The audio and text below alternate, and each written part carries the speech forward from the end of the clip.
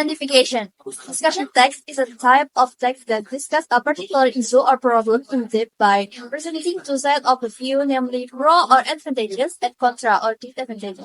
This text aims to provide information and help readers make decisions.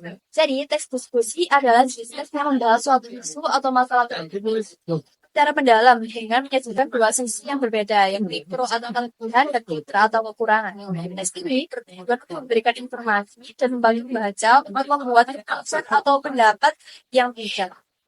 The purpose of the discussion text is first, presenting pros and cons of an issue.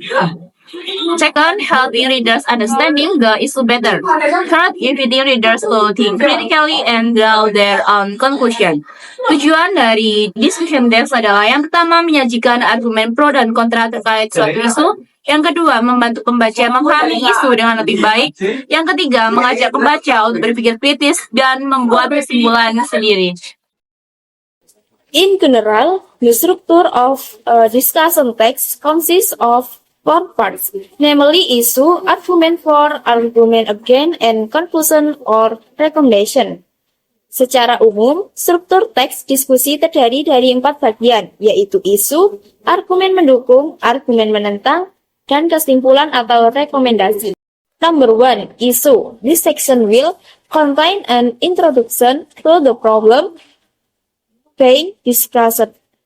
Issue in discussion text can be hot issues that are circulating around education, health, social, politics, historical, or others issue.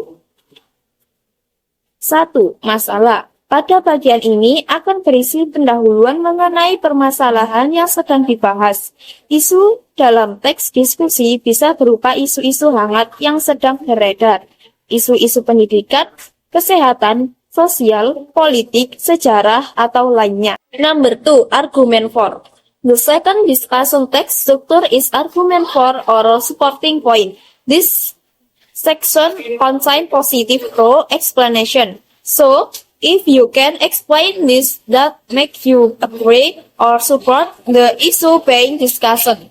The argument you put forward can be in the form of advantages, benefit, and so on. Nomor 2, argumen. Untuk struktur teks diskusi yang kedua adalah argumen mendukung atau poin pendukung. Pada bagian ini berisi penjelasan positif atau pro. Jadi, jika Anda bisa menjelaskan hal-hal yang membuat Anda setuju atau mendukung isu yang sedang dibicarakan, argumentasi yang Anda kemukakan bisa berupa kelebihan, manfaat, dan lain sebagainya. Number 3. Argument against. The opposite of the previous point. Argument against or contrasting point will contain negative or contra explanation. So you can explain things that make you disagree regarding the issue being discussed. It can be a loss or other negative things. Jadi yang ketiga, argumen yang melawan. Balikan dari poin sebelumnya, argumen yang mendukung atau mengontraskan poin akan mengandung penjelasan negatif atau kontra. Jadi, kamu bisa menjelaskan hal-hal yang membuat kamu tidak setuju dengan perbincangan yang sedang dibicarakan. Bisa berupa kerugian atau hal negatif lainnya. Conclusion or recommendation. The last part of the discussion is the conclusion or recommendation.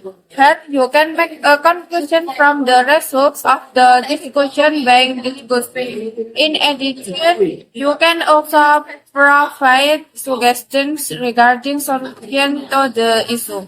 Yang keempat, kesimpulan atau rekomendasi. Bagian terakhir dari teks diskusi adalah kesimpulan atau rekomendasi. Di sini, kamu dapat mengambil kesimpulan dari hasil pembahasan yang sedang dibahas. Selain itu, kamu juga dapat memberikan saran mengenai solusi atas permasalahan tersebut. Language feature. First, use of modal verbs. Should, must, might, could. Use of modal verbs merupakan kata kerja modal seperti should, must, might, could digunakan untuk menyatakan kemungkinan, keharusan, atau rekomendasi. Misalnya, social media should be used responsible. Second, use of loginal connector. However, moreover, therefore, on the other hand. Use of of loginal connector. Kata penghubung seperti however, moreover, therefore, on the other hand, digunakan untuk menyambungkan ide atau argumen secara logis. However, social media also spread misinformation. Third, present tense generally use the present tense to indicate fact or opinion. Teks diskusi biasanya menggunakan bentuk waktu sekarang, present tense, untuk menyatakan fakta atau opini umum. Misalnya, social media connects people worldwide. Fourth, technical terms. Use terms that are relevant to the topic. Menggunakan istilah teknis atau kata-kata spesifik yang relevan dengan topik untuk memberikan kejelasan dan kredibilitas. Misalnya, misinformation, anxiety, business growth. Language feature ini membantu menyusun teks diskusi yang jelas, terorganisir, dan mudah dipahami. Issue social media greatly impact society, but it's ignore benefit or harmful. Argument 4, first, improve connectivity. It connects people globally and makes information sharing easier. Second, boosts business. Small business can reach large audience at low cost. Argument again. First, harms mental health. Extensive use causes anxiety, depression, and low self-esteem. Second, spread disinformation. Fake news spreads quickly, leading to confusion and harm. Conclusion: social media offers benefit but also poses risks. Responsible use is key to minimizing its negative effect.